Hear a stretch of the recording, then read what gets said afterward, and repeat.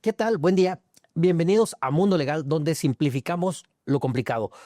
Manuel, adelante, preséntanos a nuestro invitado de hoy. Bueno, la verdad es que es un tema que no podemos dejar de pasar. Cada vez es más importante tenerlo en cuenta y para eso nos acompaña Enrique Díaz Mucharrás de Goodrich, Riquelme y Asociados. Es socio propietario de Derecho Intelectual e Industrial, pero más que nada me parece que es uno de los expertos más importantes que hoy tenemos en esta materia, no solo en México, en Latinoamérica, y yo creo que va mucho más allá. Gracias, Enrique. Para mí es un placer tenerte aquí. Muchísimas gracias, Manuel. Muchas gracias, Alberto, por la invitación y muchas gracias al auditorio. Platícanos, ¿qué es el derecho de propiedad intelectual y qué es la propiedad industrial? Yo te diría que es el todo, como lo platicaba con Manuel el otro día. Es el área más dinámica para mí del derecho y es una serie de ramas que están involucradas ahí, desde la protección de una marca, desde la protección de una patente, modelos de utilidad, registros sanitarios, tienes franquicias, derechos de autor que están divididos. El todo es la propiedad intelectual, pero realmente se conoce como propiedad industrial e intelectual. ¿Y la diferencia es? Bien, la diferencia es la propiedad industrial no te involucra y no contempla el derecho de autor, básicamente. Eso es lo que haría la gran distinción entre una y otra. Y la propiedad industrial incluye las marcas, franquicias, secretos industriales y los derechos de autor por otro lado, que de hecho una se lleva y depende de la Secretaría de Economía ante el Instituto Mexicano de la Propiedad Industrial, y el otro del derecho de autor depende del Instituto Nacional del Derecho de Autor, que depende de la Secretaría de Cultura. Pero normalmente la gente entendemos o escuchamos derecho o propiedad intelectual e inmediatamente pensamos que son registra tu marca. Tal cual. Y ahí nos quedamos. Tal cual. De hecho, hoy por hoy, mira, yo tengo en esta materia 27 años y cuando alguien me pregunta a qué te dedicas, digo propiedad intelectual, me dicen, registras marcas. Y ahí se acaba, ¿no? Ahí acaba, pero evidentemente pues, es algo mucho más complejo e involucra mucho más cosas que solo registrar una marca, ¿no? A mí me preocupa mucho que en esta nueva ola, donde la siguiente revolución pues, es tecnológica, no hay más, es lo que va a detonar, como decía en algún momento, claro, fue el petróleo, después los automóviles, creo que viene todo lo que tenga que ver con tecnología. Y ahora todo se parece mucho más, como que no nos parece que a nivel intelectual haya nuevas ideas, entonces es un punto muy fino y las ideas además siguen y siguen y siguen. ¿Tú cómo ves esto? Mira, antes que nada hay que señalar que las ideas no se protegen. De entrada, no se protegen. Hay métodos para hacer negocios. En Estados Unidos pueden ser patentables, en México no se pueden patentar. Entonces tienes que ir viendo cómo va evolucionando. Sí se parecen muchas cosas, pero no significa que sea lo mismo. Yo creo que lo que está pasando ahorita es la evolución tecnológica nos está llevando a situaciones completamente distintas, inimaginables. Un caso concreto, pues te lo puedo decir, es la inteligencia artificial.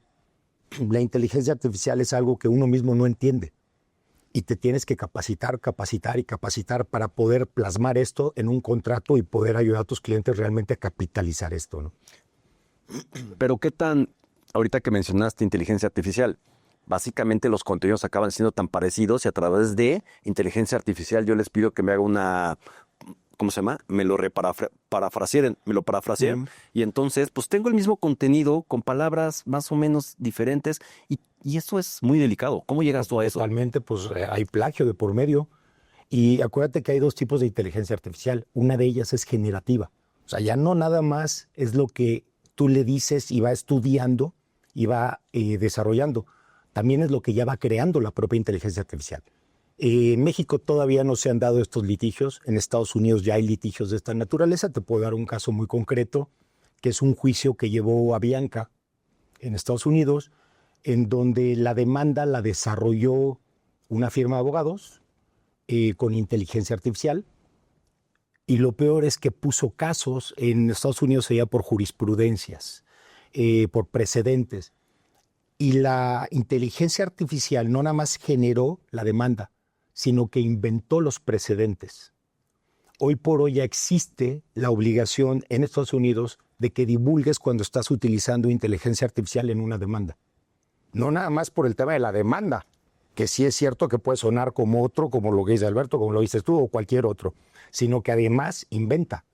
Bueno, eso es dependiendo de la inteligencia artificial que estés utilizando. De hecho, hay 3 ahí muy que van, ¿cómo se llama? Desarrollando todo esto, pero es materia de otro momento, ¿no? Totalmente. Y en materia, tú, Alberto, ¿cómo ves? ¿Qué le encuentras de peligro o de oportunidades? Porque bien la materia es muy dinámica y como para que la saquemos de las marcas al final del camino, ¿no? Yo creo que aquí algo muy importante es saber en qué momento es adecuado registrar algo, porque yo creo que una idea muy común es que vamos a registrar algo hasta que hayamos generado o creado algo que valga la pena proteger. ¿Tú cómo ves esa parte? Bueno, lo que pasa es que estás tocando la parte más complicada, el momento que se tiene que hacer. Y realmente la propiedad industrial en particular es de tiempos. Te doy un caso concreto. Si tú sacas una invención, la utilizas, la comercializas y no la proteges en determinado tiempo, pierdes el derecho y la oportunidad de patentarlo. Y derecho en propiedad industrial. Correcto. Ok. ¿Cómo es? ¿Intelectual? El tema con la propiedad intelectual y la propiedad industrial es que en la propiedad industrial, salvo en los secretos industriales, requieres de un título, de un certificado para obtener la protección. En la propiedad intelectual, que en su mayor parte es declarativa de derechos, los certificados, no necesitas del registro para estar protegido. Siempre se recomienda hacerlo. ¿Por qué? Porque es mucho más fácil transmitirla, es mucho más fácil licenciarla, es mucho más fácil explotarla, pero sobre todo te evitas el tema de tener que demostrar quién fue primero. Por lo menos ya existe la presunción de que en ese momento ya tenías ese derecho. Eso es muy positivo. ¿Y por qué digo que es declarativa de derechos? Si yo hoy presento una sinfónica de Beethoven ante derechos de autor, me van a dar mi certificado. Porque no van a prejuzgar, no van a evaluar, salvo en la parte que existen las reservas de derechos, que es una serie muy específica que tiene México en derecho de autor, que compite desde mi punto de vista con las propias marcas. Vamos a regresarnos un poquito. Me quedó un tema pendiente hace rato que comentabas. Se protegen las ideas. ¿A qué nos No se referimos? protegen las ideas. No se protegen las ideas. ¿A qué nos referimos? ¿A que no se protege algo que pensamos que no, pero que no hemos hecho? El tema sería, todo el mundo dice, es que se me ocurrió esto y quiero patentarlo. Pues no, es que no, o sea, para patentar algo tiene que tener novedad a nivel mundial, actividad inventiva, explotación industrial, o sea, requiere una serie de elementos. No es que se me ocurrió algo y entonces se va a proteger. No lo está sacando del espectro y es por eso que muchas veces salen negocios que tienen ciertas formas de operarse y uno pues, le encantaría decir, ya no quiero que nadie más lo haga. Claro, porque si llega el de enfrente lo hace, pero aparte lo hace con más capital que tú, normalmente va a tener más éxito que tú.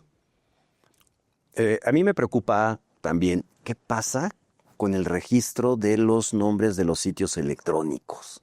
¿Hasta dónde el que una entidad que los administra puede limitarme a que yo con más derecho de uso de una marca, pues ya tenga esos sitios? Mucho. O sea, la realidad es que mucho hoy por hoy, y no nada más eso, porque estás hablando que existe .com, .mx, .edu, .org, y tienes 1000, y también tienes comida, tienes muchas circunstancias que se protegen. Hoy por hoy hay muchos juicios que se llevan ante la Organización Mundial de la Propiedad Intelectual para recuperar los nombres de dominio. ¿Por qué? Porque son fuente de extorsión normalmente. Alguien lo registra para bloquearte o para tratar de captar tu clientela. ¿Y normalmente puedo nombrar o volver esos nombres de dominio marcas? Lo puedes hacer. O sea, no como tal, pero podría registrarlo como marca, sí, pero el uso es totalmente diferente. Ahora, a mí también me llama mucho la atención, hay marcas muy conocidas en cierto segmento, ¿no? Y puedo llamarme exactamente igual en un ¿cómo les llaman? Una categoría. Una categoría diferente que no se dedica realmente a esta empresa, pero el nombre es idéntico. Pues depende cuál. Porque si me dices que es Coca-Cola, pues te diría no. ¿Por qué? Porque esa ya sale del segmento de Sí, notoriamente conocida y se vuelve famosa. El ser notoriamente conocida justamente te protege en esa zona de clientela efectiva con ese segmento específico. Hay 2 declaratorias de notoriedad y de fama. Y la respuesta sería sí. Por ejemplo, ahí está ya Bimbo como marca y hay tornillos marca Bimba, que es bastante similar y se ve bastante similar, pero nadie los va a confundir con el pan. Entonces va a depender, existen 45 clases diferentes, unas de productos, unas de servicios, y va a depender en específico qué es lo que quieres hacer para ver si las van a cruzar, no las van a cruzar. Porque si yo quiero proteger ropa, pues evidentemente también pues deben de proteger el servicio de compraventa de ropa, el comercio electrónico. Entonces son mucho más categorías, no es una marca. Una marca puede tener varios registros. Ahora, por ejemplo, nos platicabas de las marcas famosas. Estas podríamos decir que nadie podría registrar una marca, un nombre similar cuando en ninguna categoría frente a una que ya es famosa. Correcto. ¿Ok? Correcto. Un caso concreto, pues voy a dar un caso, Google, Starbucks.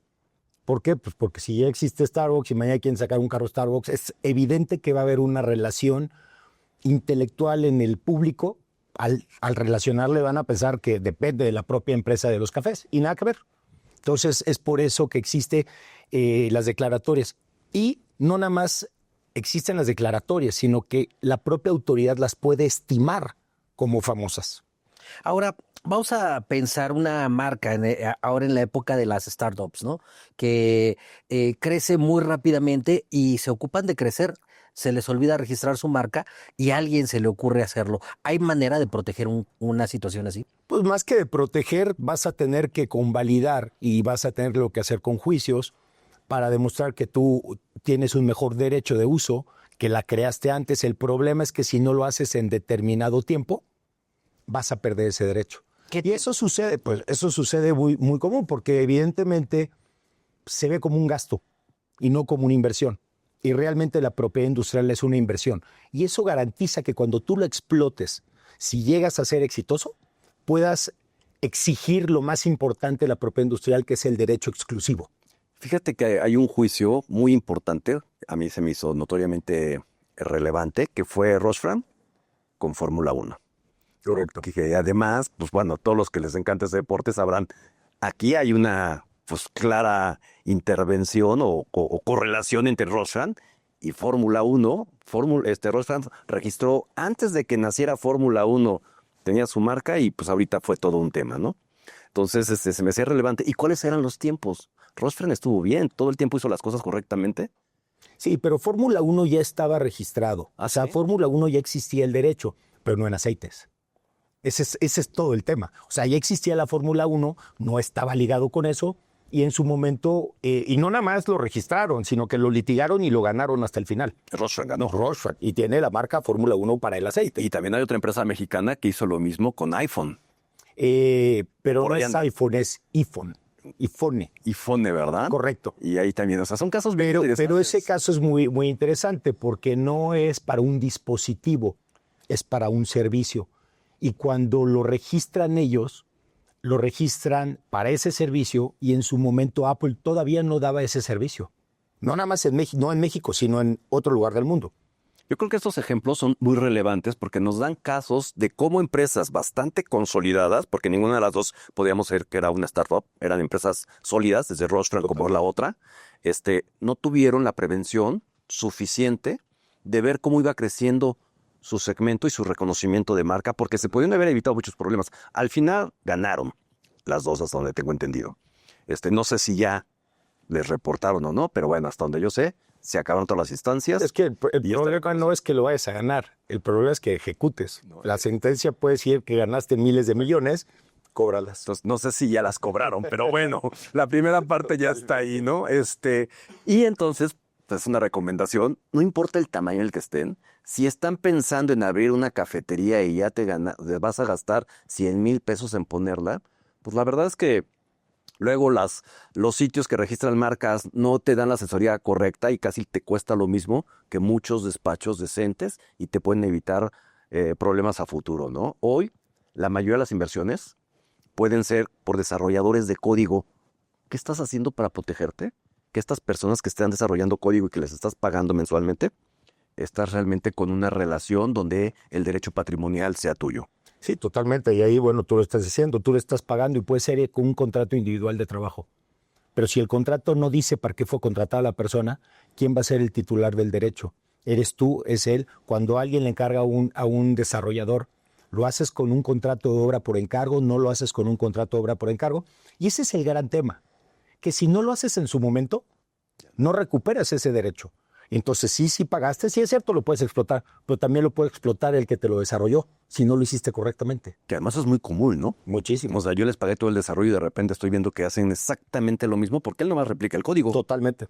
¿No? Entonces, bueno, pues esos son temas que... Yo ya te diría, mi recomendación sobre todo es, esta materia en particular conviene asesorarse, porque hay muchas ramas que no se conocen, hay muchas circunstancias que uno no tiene pensado, que si se asesoran puede representar dinero para su titular en un futuro. Si no lo hacen en tiempo, no nada más se los van a robar, sino que aparte te estás exponiendo. Y además, si estás pensando en que vas a crecer, el tener todos estos registros perfectamente desarrollados y concatenados, pues le da mayor valor a la empresa, es tu activo. Totalmente. Ahora, en caso, entendemos, ¿no?, que los derechos de propiedad industrial o intelectual pueden llegar a ser, pues, un bien. ¿Se puede transferir estos? 100%. ¿Y eso cómo se hace? Sesiones, vía sesiones. Va a depender qué figura estamos hablando, pero es una sesión de derechos, 100%. Y es derechos patrimoniales, perdón. Ajá. Sí, 100%. El intelectual no es, en el caso de los derechos de autor, no es transferible. Sí, También. Y estos Lo que derechos pasa es que el derecho moral, o sea, el derecho intelectual, la propiedad intelectual tiene dos partes, el derecho autor, el moral y el patrimonial. El moral nunca le vas a quitar su reconocimiento al creador, eso no se puede transferir, pero sí la parte patrimonial, la explotación. Tú puedes transferirlo y determinar cómo se va a explotar, quién lo va a explotar. Hay muchas cosas que puedes hacer en torno a eso. Muy bien, pues no sé si nos quieras agregar algo más. Sí, mira, yo lo único que podría decir es que aún en la materia de propiedad intelectual es tan dinámica y como va de la mano con todas las tecnologías, nosotros mismos nos oxidamos. Tenemos que seguir estudiando, capacitándonos, lo decía, se lo comentaba Manuel en la mañana, una ley hoy, mañana queda en desuso por un cambio tecnológico. Entonces, asesórense, busquen, no todo es dinero, no les va a costar una plática con un abogado, no les cuesta y les puede generar mucho a futuro. 100%. Fíjate, solo aquí en México una plática con un abogado no les cuesta. Normalmente llegas en algunas otras partes del mundo y el abogado empieza a ponerte su cronómetro porque te cobra por horas. No des esa recomendación. Pero fíjate que yo lo digo y te voy a decir por qué. Está probado, yo siempre les digo, yo no soy psicólogo, yo no cobro por hora. Pero sin duda genero mucho más trabajo en una buena plática que con el temor de la gente querer llegar conmigo por miedo al cobro. Por eso es que yo sí les abro la puerta. En algún momento les voy a cobrar toda entrada, ¿no? Bueno, esa es una gran noticia. La verdad, pues muchísimas gracias por haber estado aquí. Hay varios temas que ya salieron y los tengo ahorita apuntados. Te volveremos a invitar porque es muy extenso. ¿No? El tiempo no nos va a dar, así que vamos a ir puntualizando y te vamos a ver muy seguido por aquí. Encantado, feliz, David. Porque es uno de los expertos más importantes. Hay varias cosas, instituciones en las que él estuvo participando y liderando, y sería un tema de en nuestra siguiente conversación. Yo creo que además hay que separar el industrial completamente, porque ahí nos vamos a entretener, y también el intelectual. Maestro. Pues muchas gracias por haber venido. Pues esto es todo El Mundo Legal. Gracias por estar con nosotros. Nos vemos pronto, donde nosotros simplificamos lo complicado. Bienvenidos a Contratos Renda, la plataforma que te permite formalizar adecuadamente todas tus operaciones. No necesitas ser un experto para desarrollar actas, contratos, convocatorias, convenios, sesiones y más. Entra a nuestro sitio, escoge de nuestro catálogo el documento requerido. Completa un cuestionario intuitivo de las condiciones negociadas. Dale nombre a tu archivo. Descarga el Word si quieres hacer cambios importantes, o bien puedes usar el PDF si consideras es tu documento. Con Contratos Renda, haz tus contratos más rápido y menos complicado.